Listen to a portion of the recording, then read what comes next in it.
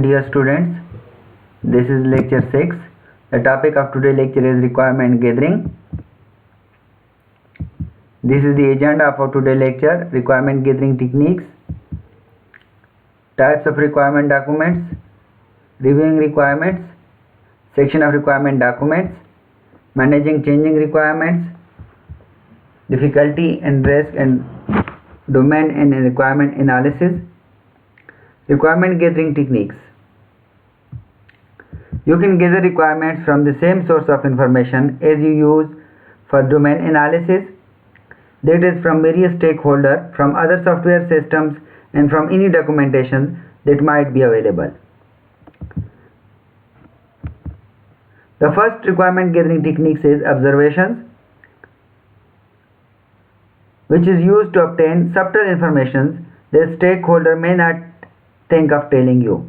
The next three techniques are interviewing, brainstorming, and prototyping are complementary techniques for actively asking for the opinion and knowledge of stakeholder, as well as forcing the stakeholder to stretch their mind. The first requirement gathering techniques is observations. You can read, document, and discuss requirement extensively with user, but often only the process of observing the user at work will bring to light subtle details that might otherwise miss. For example, in a retail applications, you may notice that the manager bargaining with buyer over the price of certain items. In an interview, they may forget to tell you that this is something that ought to be automated. In a simplest form, observation means taking a notebook and observing important potential user as they do their work, writing down everything they do. You can also ask user to talk as they work, explaining what they are doing. In other variations, you can videotape the sessions so that you can analyze it in more detail. Observation and analyzing the resulting information can consume a large amount of time.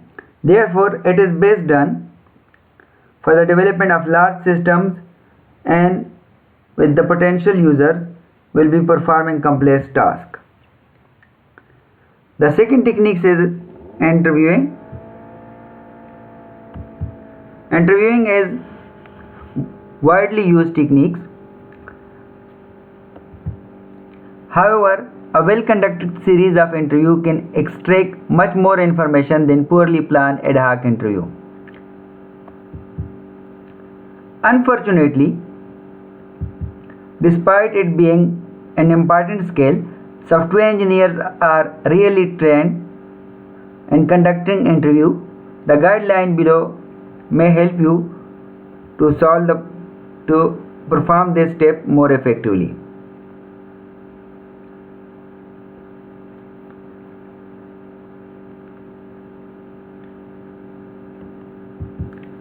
First, plan to have as many members of software engineering team interviewing as many stakeholders as possible.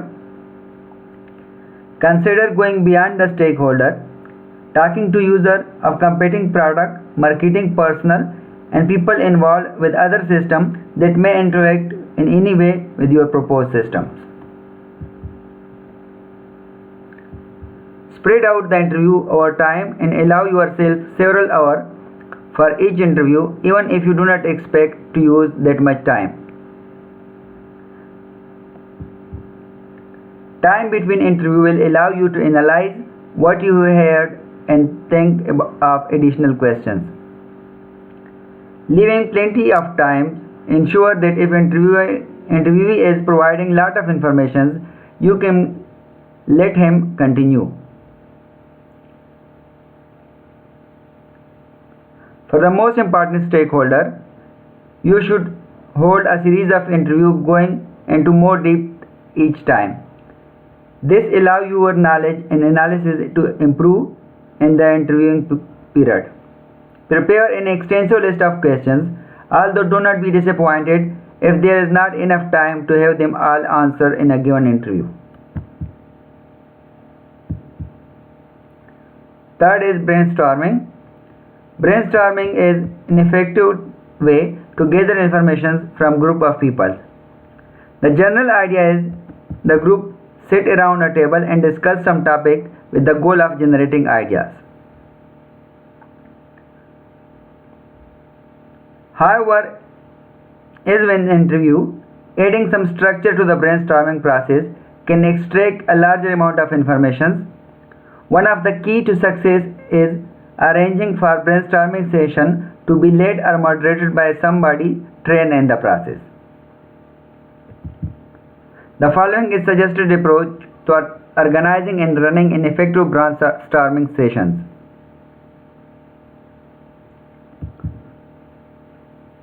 Call a meeting with the representations of from all stakeholders. Effective brainstorming sessions can be run from 5 to 20 people. Appoint an experienced moderator, also known as a facilitator. That is someone who knows how to run brainstorming meeting and will lead the process. The moderator may participate in the discussion if he wishes. Arrange the attendees around the table and give them plenty of paper to work with.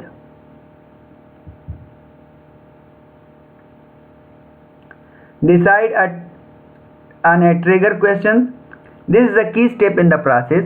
A trigger question, one for which the participants can provide simple one-line answer that are more than just number or yes or no response.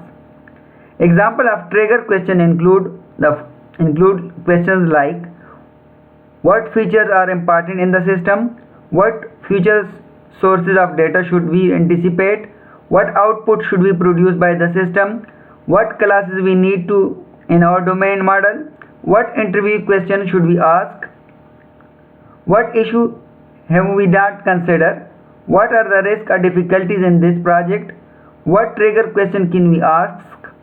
The trigger question can be determined by the person who called the meeting, the moderator, by a quick decisions or by brainstorming followed by a vote.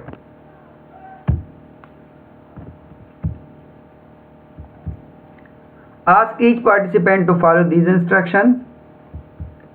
Think of an answer to the trigger question, no matter how questionable the answer is. Write the answer down in 1 or 2 lines on the sheet of paper, one idea per sheet. Pass the paper to the neighbor on your left, clockwise to stimulate his or her thoughts. Look at the answer, pass from your neighbor to the right and pass these to the left as well. Use the idea you have read to stimulate your own ideas. Continue step 5 until ideas stop flowing or fixed time with 5 to 15 minutes passing.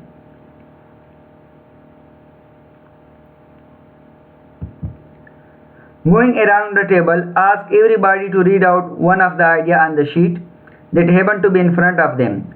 If anyone seeks an explanation, the originator of the idea may comment briefly, although he may choose to not to say anything in order to remain anonymous.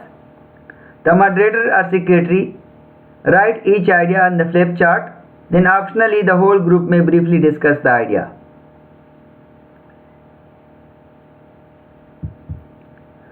After a fixed time period or after all ideas have been recorded on the flip chart, the group may take a series of votes to give priority to these ideas. For example, every person may be given a fixed number of votes that they can allocate to the answer they think are the most important.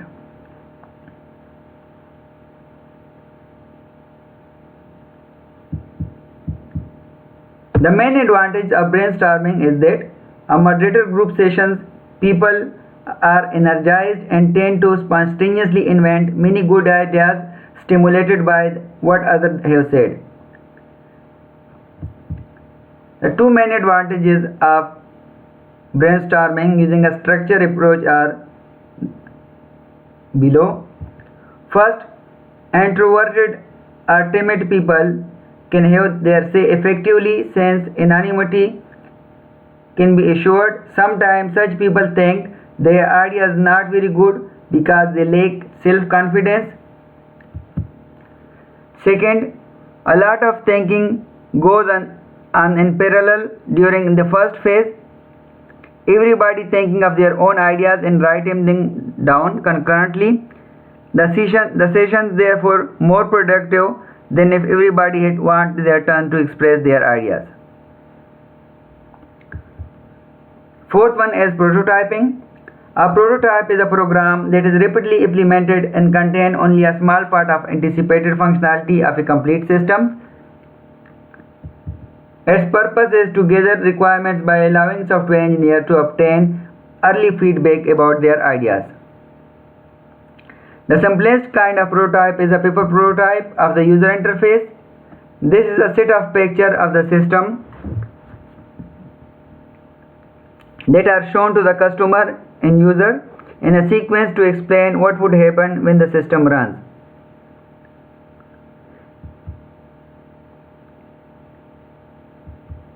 It can often be a powerful tool for extracting ideas and feedback and require very little effort to create. Because paper prototypes are easy to create, they are ideal for parallel development. In parallel development, several software engineers independently create their own view of the system. The resulting prototypes are then evaluated and the best feature of each become part of the system requirements. It's possible to carry parallel development further than a paper prototype, but that required a lot of effort and hard work.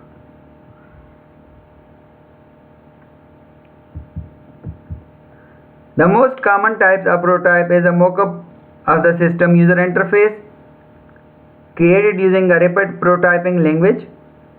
Rapid prototyping language allow you to create code very quickly in order to display the important parts of the user interface. However, they have various weaknesses, like they limit their usefulness for creating the final version of the complex system. The weaknesses include inefficiencies and limitations on your ability to create robust and flexible design. User can sometimes make actual use of rapid prototype. However, there is often nothing much behind the user interface. It may not, for example, perform any computation, access any database, or interact with any other systems. You should modify a rapid prototype as many times as necessary in response to feedback from the user. However, you will not have put effort into designing its architecture. Therefore, it will become hard to maintain and will contain many bugs. Because of this, you should not normally turn it directly into a final system, and it should be used only as a requirement gathering tools.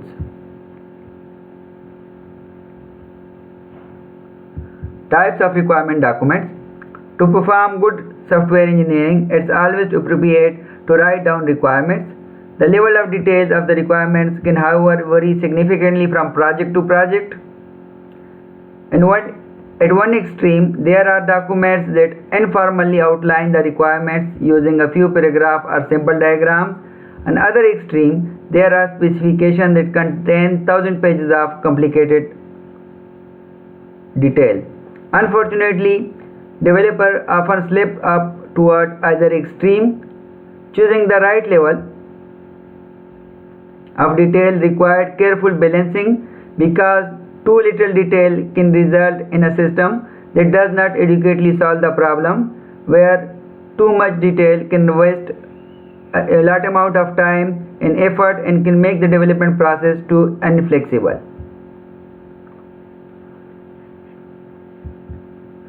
Frequently, you have to produce several requirement documents, each describing a different part of the system or different level of details. When doing this, your strategy should be to make all complementary.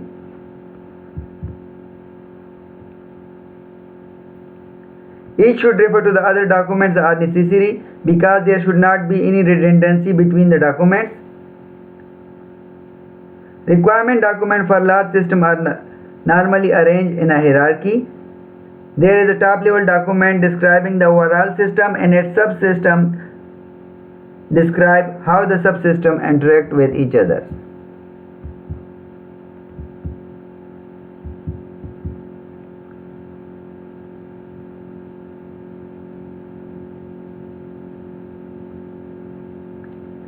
Then there are separate documents describing each subsystem and sometimes each subsystem. When we talk about the system, we are referring to what the current development team is working on, which may be subsystem or larger system. How do we decide what type of document to produce and how much detail should be provided? The following factors may guide you to make these decisions. First is the size of system. A large system will need more detailed requirements for several reasons. First, there is simply more to say. Second, the system will need to be divided into subsystems so that different teams can work on each part.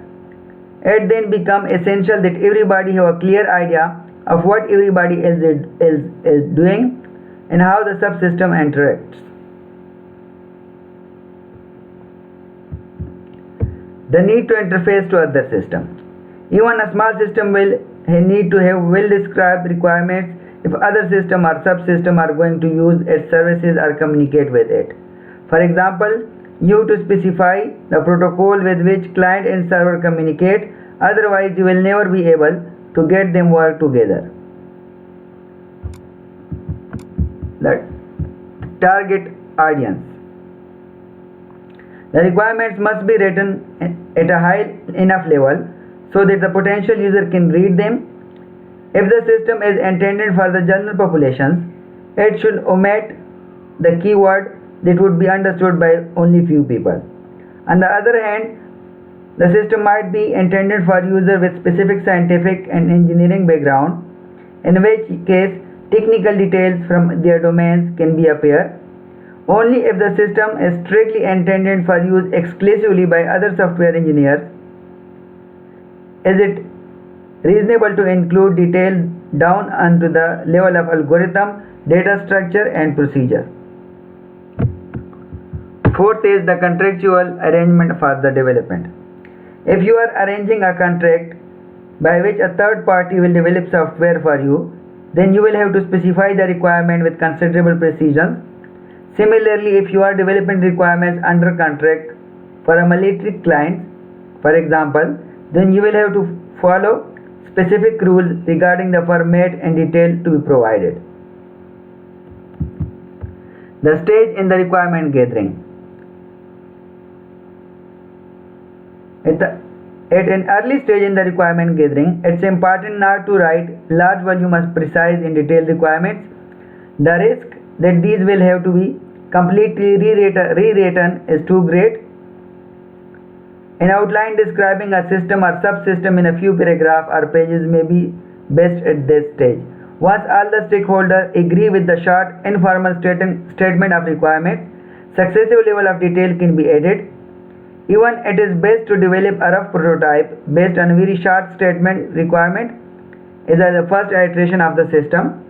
You should then experiment with the prototype, learning a lot of information about what is good and bad about it. You can then add more detail to the requirements as you develop the next iterations, which may be a more advanced prototype or a formal release of a polished system. You should think of this process of repeatedly prototyping as an integral part of the requirement gathering process. Sixth is the level of experience with the domain and technology. If you are developing software in a well-known domain and using a well-known technology, then you should be able to produce a complete requirement document before starting to design the system. However, if you are developing innovative software, then more caution is needed.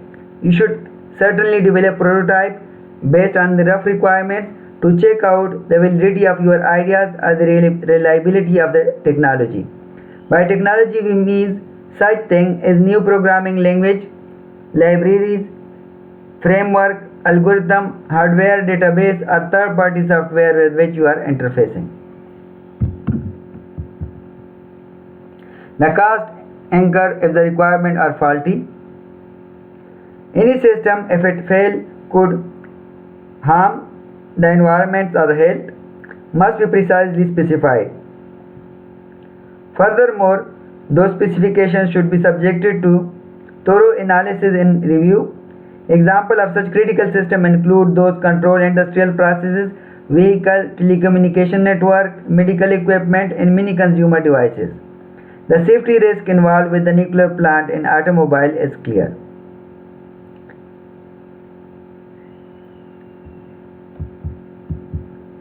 Software failure in consumer devices such as garbage door opener or washing machines could lead to the injuries, fire or floods, not to mention severe financial penalties resulting from litigations. In addition to safety risk, some type of software failure can lead to extensive economic damage. A famous example is software that would not have operated in the year 2000.